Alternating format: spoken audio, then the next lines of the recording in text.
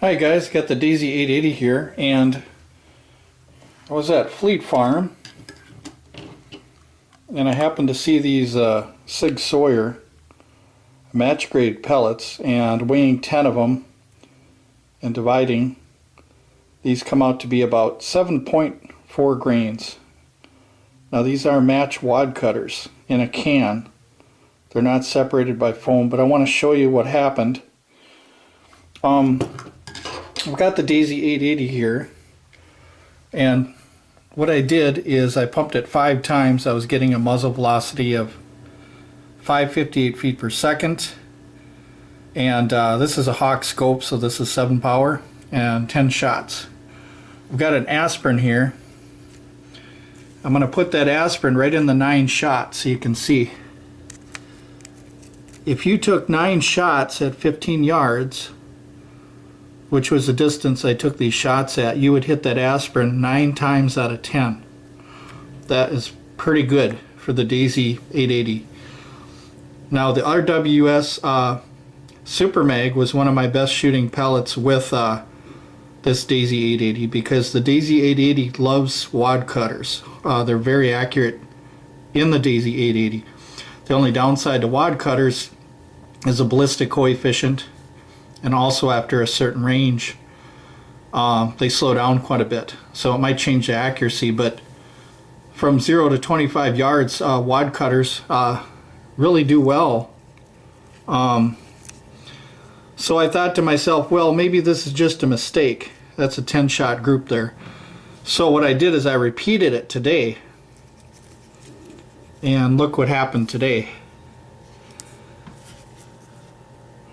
Same results. All 9 of them are hitting that aspirin, except for one right here. So that kind of goes to show you that you know, all this talk about opening up the rifle and taping it and foam and all this other junk, you know, I've done that before in the past and found out that accuracy wasn't any better. If you got a barrel in here that's tight and it isn't moving, it's fine. Like I was saying, it's the lands and the grooves and the rifling that the rifle needs. But according to this pellet, it is shooting really good. Almost as if the lands and the grooves, even though they're shallow, that this pellet seems to like that.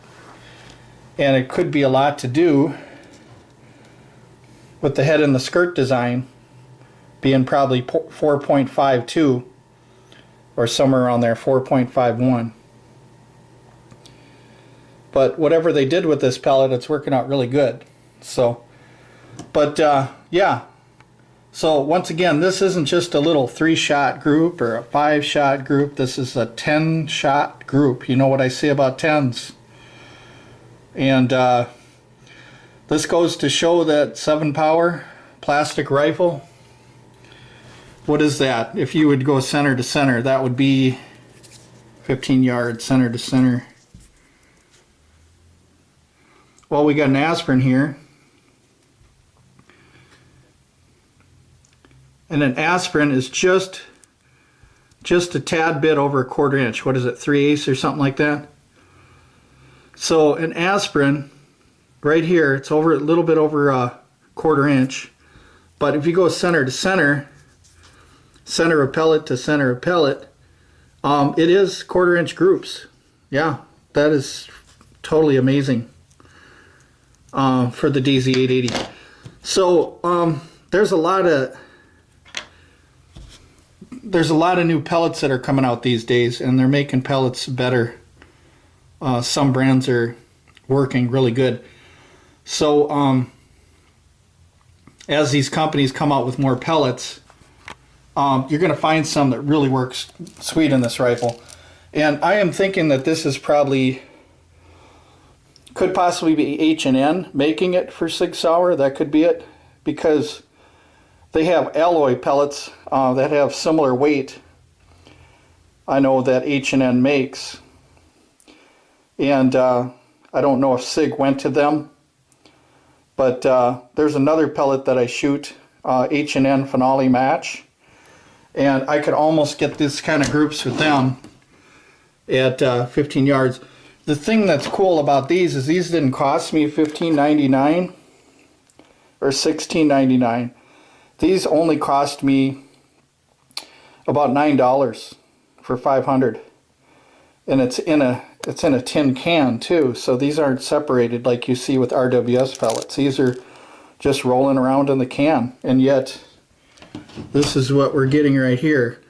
So that is totally phenomenal for the DZ880. So I think I'm going to try the smoothbore on this, the DZ35, and maybe I'll try it just with factory sights and see what'll happen with this pellet. So, but anyway, thanks for watching, you guys.